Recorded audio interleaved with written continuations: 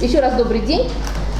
Вы знаете, что у нас в библиотеке сегодня проходит фестиваль современной полиграфии. Называется «Аван Титул», ну так вот одним словом. И посвящен он Илье Михайловичу Юрьеву. У нас цикл целых мероприятий, которые посвящены выдающимся деятелям Чувашии. И вот сегодня у нас как раз встреча, которая называется «Книга художника», с художником, которого вы уже все знаете, Игорем Аркадьевичем Улангиным. Я всегда про него говорю: наш друг художник и поэт, издатель и писатель, и теперь еще выясняется, что драматург. Он уже издал пьесу свою. Один из ярких представителей художников-минималистов, если так можно говорить. Можно так говорить? Минимализм – это просто как награда. Это можно не только нужно говорить, а нужно говорить. В своей некоммерческой типографии Free Poetry, свободная поэзия, он выпускает книги поэтов, писателей, художников, которые близки ему по духу. Их творческие установки – это поиск нового, свобода самовыражения. И кто уже посмотрел, это такие малотиражные уникальные издания, необычные по форме, по бумаге, по оформлению. Это настоящая книга художника. Вот мы как раз собрались сегодня, чтобы узнать, что такое книга художника, почему во всем мире все библиофилы охотятся за ними, за этими книгами, почему они ценятся и не только на букинистическом рынке, а вообще в книгоиздательстве. Их имена авторов этого понятия книга художника знают во всем мире, делают им персональные выставки, в библиотеках собираются книги в отдельные коллекции. Вот что это за такой феномен удивительный, мы сегодня поговорим. И два слова скажу сначала о Игоре Аркадьевиче. Да мне лучше о Дроникове расскажи. Нет, сначала про вас и про Дроникова тоже. Ну, я уже сказала, что Игорь большой друг нашей библиотеки, и вот в этом году как раз был юбилей у него. Угадайте, сколько? Можно же говорить, да, про мужчин? Про мужчин же можно говорить? Не надо, не надо. Не буду. Хорошо. Ну, 20 нравится цифра, да?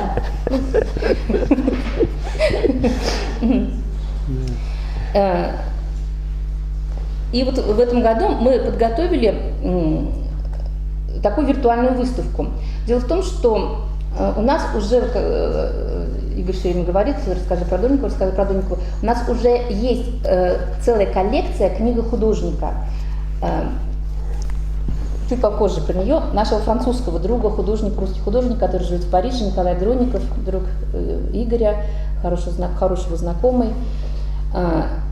И по образу и подобию этой коллекции, которая называлась «Книга художника», издания Николая Дроникова «Париж», мы в этом году, получив от Игоря очередной большой дар его авторских удивительных книг, у нас уже было несколько десятков, а для того, чтобы сформировать коллекция предполагает не менее 100 экземпляров, чтобы было. 100, когда да? перевалило за 100, и когда случился такой прекрасный юбилей, мы не только выделили эту коллекцию, она отдельно хранится в редком фонде Национальной библиотеки, потому что все книги редкие, но и создали такую выставку виртуальную, которая так и называется «Коллекция книги художника», издание Игоря Улангина «Чебоксары».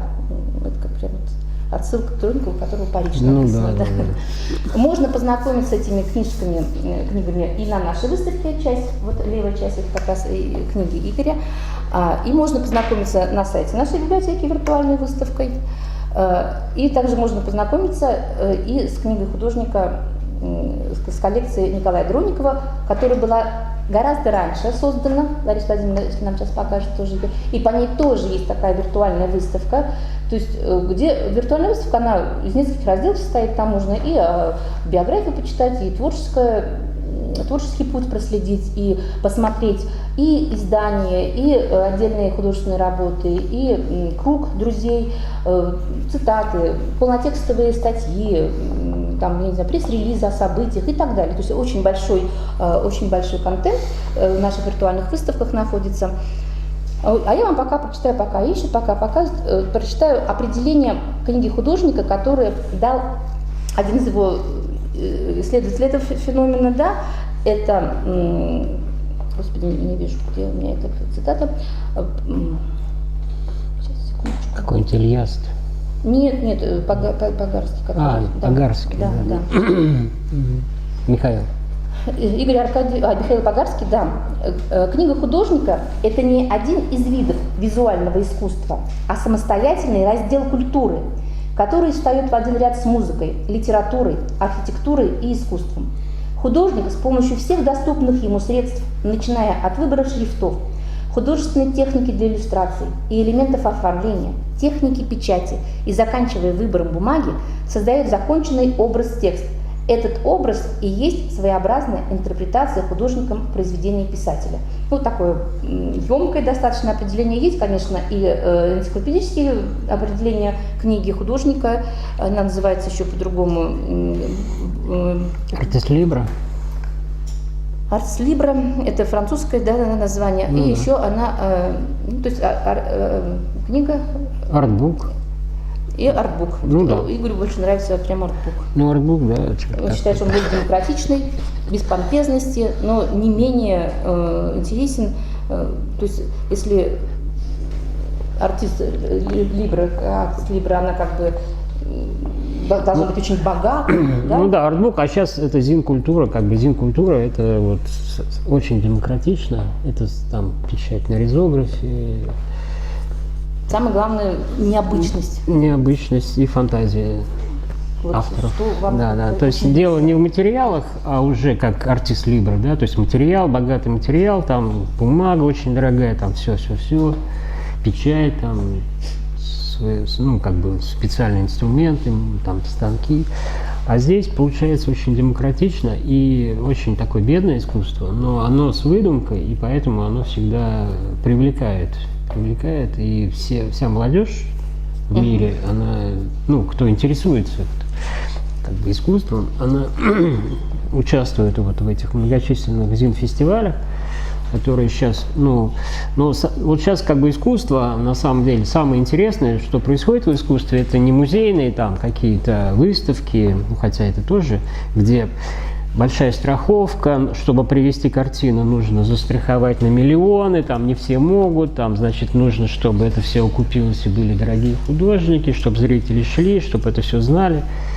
А самое интересное происходит вот как раз в зин-культуре, где выпускают небольшие там художники, издатели, небольшие тиражи, и они ездят по всему миру, и там очень большая культура, да, на самом деле.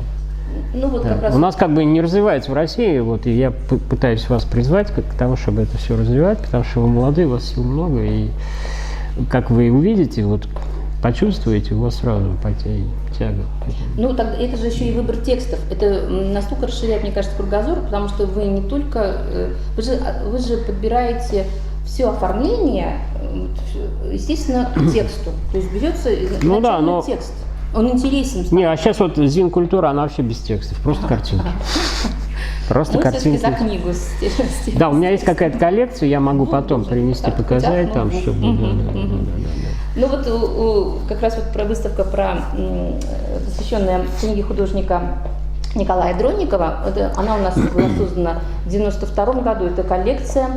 Николай Дронников, это, я уже сказала, русский художник, который живет во Франции, слава богу, он жив, ему 93 года. 93, да? Да, в августе, по-моему, 94. Да, он приезжал в Чебоксары, ему было 80. Несколько раз он приезжал в Чебоксары с Геннадием Николаевичем, вы знаете, нашего поэта народного Павла Чуваши, да?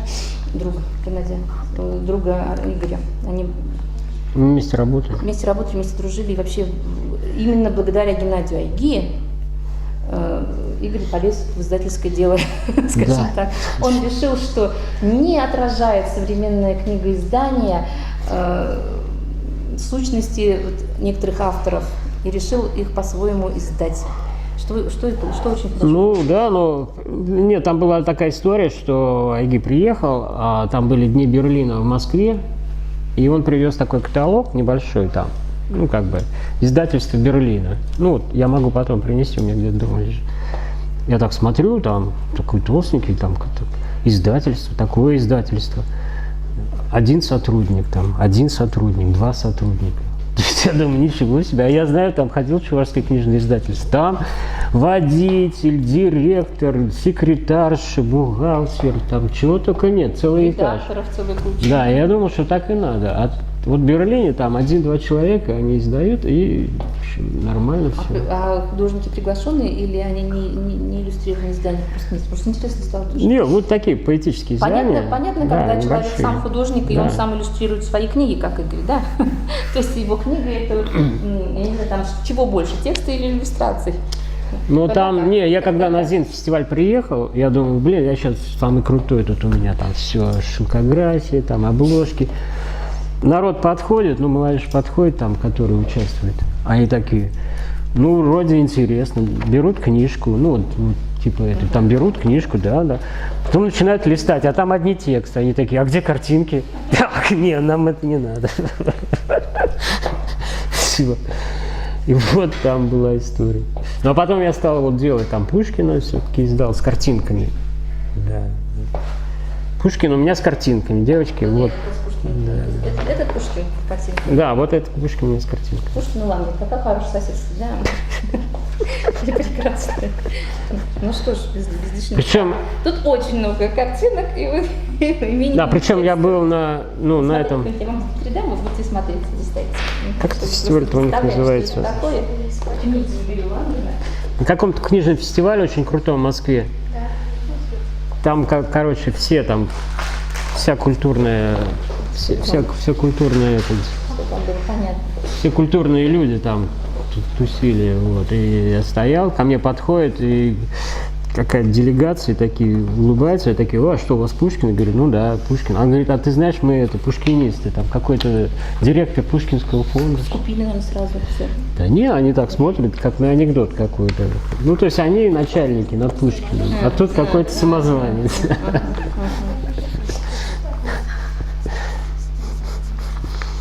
Вот такая история. Но вообще само издательство было создано в 2004 году, Free Poetry было создано именно по наводке Геннадия Айги. Ну, вместе с ним сделали. Вместе с ним сделали.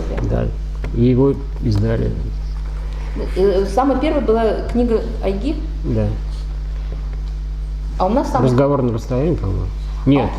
Нет, разговор на расстоянии это Арсендрил, а это была. Я не забыл. Сывлахат Иван замер, нет? Да. «За здравие, друзья». Да. Карл Микаэля Бильмана. Но это печатали в другом издательстве, я просто как художник был. Русики печатали. Угу. Да. А тогда первая книга была Первая книжка была «Лето». «Поля этого лета». «Поля этого лета». «Поля этого лета», она у меня осталась я показываю сейчас московским гостям, такая длинная, узкое, интересное издание, то есть очень необычного формата. И вообще за это время издано, не считали сколько книг? Что-то я считал Надо каталог делать. вообще. около 100 там. Ну, у нас больше 100. Больше 100, да? У нас больше 100. Которых я делал. У нас, наверное, больше 100 экземпляров. То есть есть понятие есть как бы наименование, да, то есть книга, а есть есть его повторяющиеся, экземпляр, да. есть экземплярность, да. То есть потому что мы, говорю, и коллекцию создали, потому что больше 100 было. А в 99 году была издана катаграфическая серия клирики Пушкина, да? Это она? Да. Знакомцы давние плоды мечты моей. Да. По гранту пушкинист Да. как раз был Гранд Пушкинист. создан, да. А очень много Геннадия Айги было издано, несколько книг, да ведь? Больше Да. 6 или 7 книг мы Да. читали. А в основном издает современных поэтов. Причем далеко не только наших местных. Они в первую стоят в очереди, да, как говорю. Ну, очереди там нет, просто друзьям издаю. И все. Друзья. Вот кто из вас пишет стихи, могу издать книжку. И прозу. Стихи или прозу. Или кто... Кто пишет из вас? Ты пишешь? Вот мы какой-нибудь там сделаем такой барабан, листочки положим с вашими именами, вытащим, не глядя, я издам книжку. Вот клянусь. Или вместе издадим. Просто это так... Воспользуйтесь. Ну, просто там тираж же не нужен, это просто как бы, ну, ничего сложного там Будет нет. штучный экземпляр. А кто в издательских программах работал? Ну, дизайн там. Кто-то работает? Нет? Да это же так просто, девочки. Если вы кураторы, вы должны быть этими, уметь издавать брошюры, журналы, да? А? Да. Ну, дизайн делать. Там вообще не сложно, на самом деле. Ну, я вот как считаю, дизайн издания, это просто у тебя есть материал какой-то, да, ну, вот лежит какая-то груда чего-то, ты просто сделаешь сетку, там, полки, ну, на экране, и туда расставляешь, чтобы красиво было. Ну, знаете, как полки, если у вас там дома есть полки, вы же расставляете книжки, это не пойдет, это к этой. Вот то же самое. Вот такая же просто полочка, там, сетка, там есть эти, как его, ну, колонки, колонки как полочки, там, вертикальные, горизонтальные. Ты просто расставляешь, чтобы красиво смотрелось, и Но они все. пока вот не начнут Да. воспользоваться пока предложением, это будет удивительно уникальная книга. Представляете, у самого Игоря Лангина у вас будет книга издана. Это вообще будет товар и сразу станет библиографической редкостью. Я предлагаю, знаете как, нужно, чтобы учеба была связана с реальной жизнью. То есть не учеба, это не какие-то там теоретические знания, а нужно уметь сделать то, что вот вы хотите сделать. Допустим, вот можно коллективно сделать. Да, у вас есть рисунки, у вас есть тексты, да, мы берем рисунок, делаем гравюру, печатаем, делаем обложку, там макетируем этот текст, сшиваем на скрепку, все, у вас книжка есть, давайте сделаем книжку, вашу книжку, вот общую. Ну вот, как на следующей встрече сразу. У меня только очень много стихов, прям очень много. Ну, много не надо. Да, вот смотри, вот видите, там вообще 2 стихотворения, ну, вот в той книжке, допустим. Скажите нам, какой книжка у нас стихотворение? Да вон, большое. Ну да, последний арт. Да, но это как бы такой, можно же просто вот так, в таком формате сделать, то есть вот напечатали какую-то свою гравюру, вот обложка, ну, бумажку другую там, поплотнее, здесь там это текст. сюда принесите, пожалуйста, это там есть открытки, да? Как раз про них хотела сказать. Можно ведь не только книгу издать. Вообще у Игоря Аркадьевича есть удивительная серия, но это вообще в книгу входят открытки прекрасные по Геннадию Айге. Они, кстати, вот сейчас их принесли с выставки, они продаются, можно их приобрести. Ну, это библиотечный, я вам просто подарил, библиотечный не могу. Это наша собственность. Да. Они просто у меня купили. Стихотворение Геннадия Айги и из разных его книг, это «Поклон пению» его знаменитый, да, и «Лето с ангелами», и что-то еще одна была какая-то. Да. Ну это вот шелкография, это другая техника, это не лингравюра, а шелкография. Такие удивительные, уникальные открыточки есть у нас. И тоже есть возможность смотреть.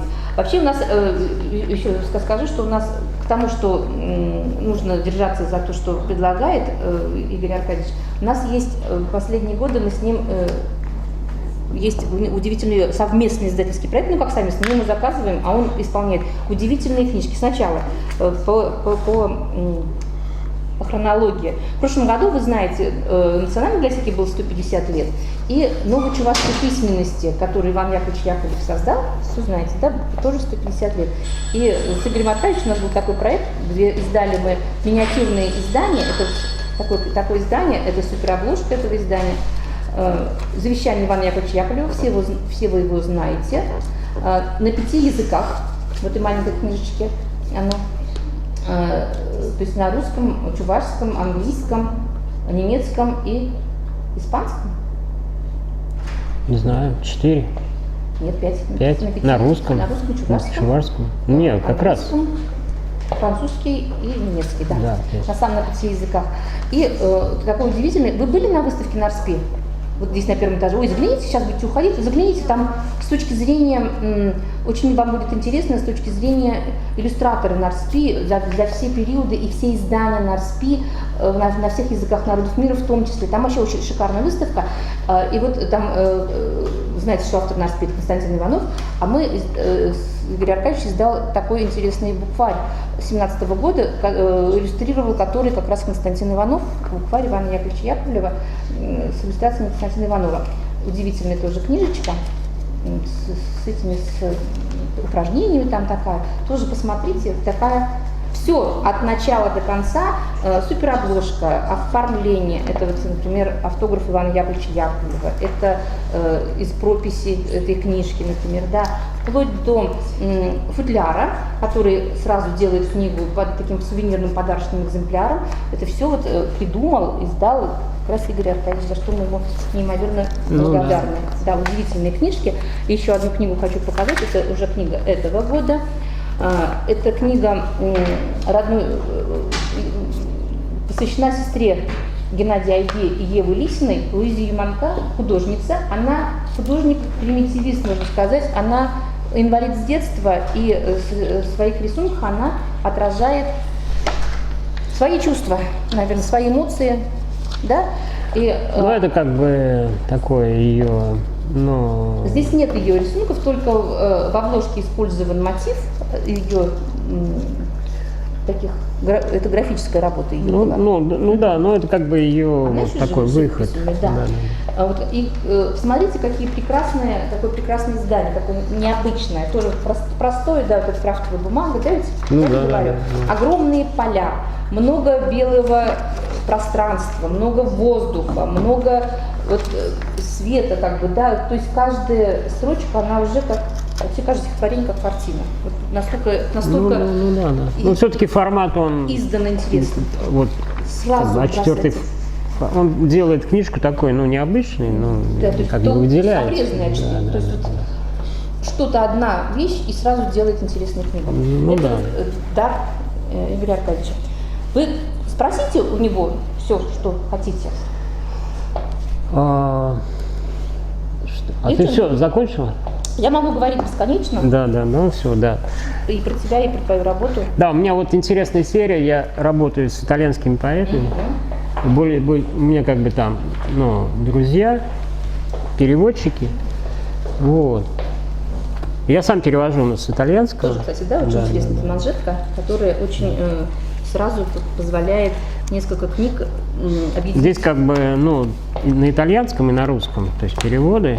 Вот. И, ну, у нас такая переводческая серия, то есть я работаю с ГЦСИ «Арсенал», знаете, в Нижнем, да?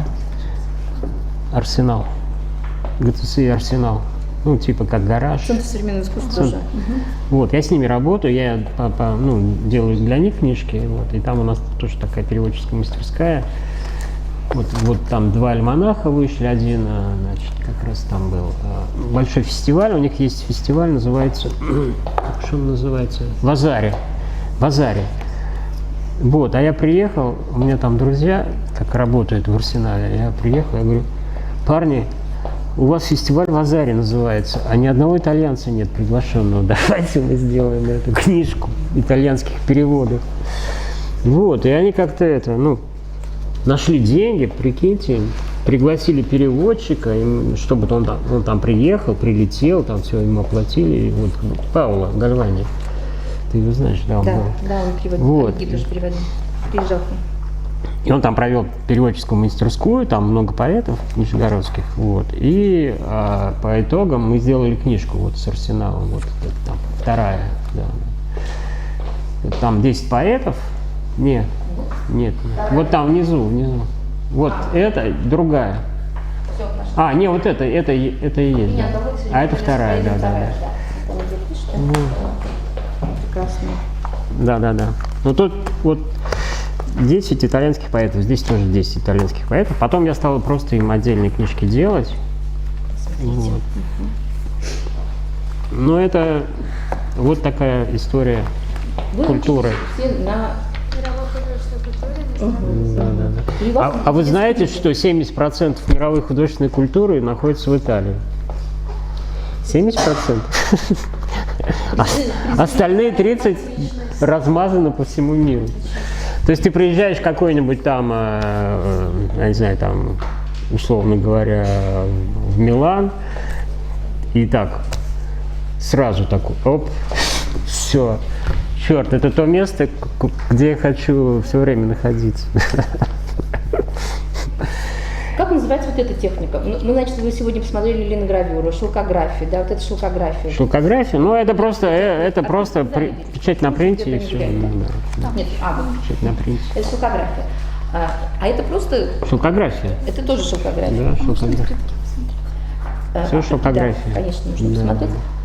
Смотрите, как интересно, вкладывая в книгу два вкладыша, да, портрет и фотографию, совершенно по-другому смотрится книга. Да. То есть вообще книга художника очень часто предполагает включение в текст не только иллюстрации, очень у Дрони бывает очень характерно, да, это использование документов, Да, вот это, открыток, конечно. разная бумага, разные могут быть разные иллюстрации, разные книга в книге, Разные форматы, разные вообще фактуры. Кстати, Николай Дронников сам отливал бумагу для своих книг. У него есть книги с специально такие рваными краями, то есть он их не обрезал. Вот как отлилась бумага, так и отлилась. Из нее делал книгу. Ну вот посмотрите, это вообще удивительно. У него есть книги, в обложках которых использованы обои, например, да.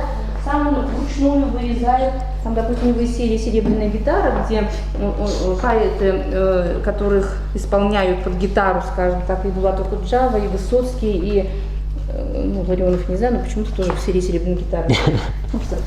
Мировой, допустим. У него он изготавливал в эпоху докомпьютерную, то есть у него был вписанный типографский шрифт. Причем шрифт разный, вы же знаете, например, если у вас один комплект шрифта, то букв А там, допустим, ограниченное количество. А я уже рассказал, что он купил на блошином рынке. Да. И у него они разномастные. То есть, да, и причем это интересно. И это тоже дало изюминку. Вот я вам очень кратко, мы рассказали, что такое книга Да, но художника. книга художника это вот не только как традиционная, а вот ты сказал про Погарского, а у них книги-объекты, то есть они как объекты там из чего-то там, из коробочек, там, как арт-объекты такие, да. У них вот другое направление у Погарского. Вот тоже, Да. А сейчас они выпустили энциклопедию книги художника, большой том. вот он такой исследователь, да, вот этого Да. понятия, поэтому... Я попрошу его, чтобы он подарил для библиотеки. Ой, это вот изумительно. Да. Вот серия открыток тоже, да, открытки стихотворения, то есть вот это... Это линогравюра, да? Вот скажите. Да, линогравюра, вот смотрите, видите, вот то, что мы сегодня делали, можно в виде открыток печатать. Вот видите, тут черный, белый, вот. Да. Вот такие, это тоже книга считается, то есть, потому что там текст, там стихи, ну, в виде открыток. Да. Это тоже книга художника. Вот это, она разнообразна, она очень интересна. И я желаю вам, и Игорь тоже желаю, чтобы вы открыли для себя мир книги художника. И начали Чтобы они включили ее в свою программу «Мировая художественная культура». Если у вас будут такие уроки, вам, наверное, будет интересно. А можно вопрос задать? Конечно. Вот линогравюра. Вот несколько цветов на одном изображении. Это каким образом достигается? Это несколько... Первый слой сохнет, второй наносится уже потом. Это уже та же форма, ну, тот же вот, просто туда наносится... А, вот имеешь в виду вот обложку вот эту? Да. Я сразу печатал, они просто разрезаны, я их отдельно красил. То есть там несколько кусков линолеума? Да, несколько. И они по-разному окрашены. Да, и я просто соединял их на станке, и все. Ничего не понимаю, очень хочется смотреть. Это, наверное, изюминка книги художника. А Не знаю, почему. искусство в этом и заключается. Мы ничего не понимаем, но нам хочется посмотреть. И это самое главное. Да. А если все понятно, ну ладно. Ты как закрываешь, как газету. Спасибо вам, спасибо Игорю Спасибо Аркадьевичу. тебе, Да. да.